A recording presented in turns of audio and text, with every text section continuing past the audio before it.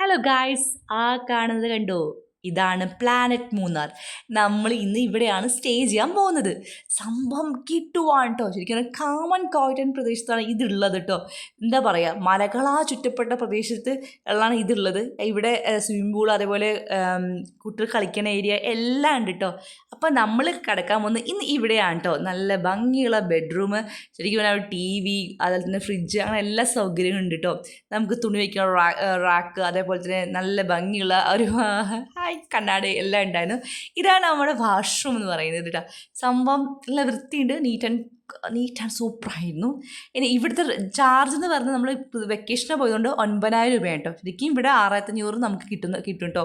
അപ്പോൾ നമുക്ക് ഓൺലൈനിലും ഒക്കെ നമുക്ക് രജിസ്റ്റർ ചെയ്യാം. ഇത് ബാൽക്കണി വ്യൂ ആണ് കേട്ടോ. സംഭവം സൂപ്പറായില്ലേ മക്കളെ?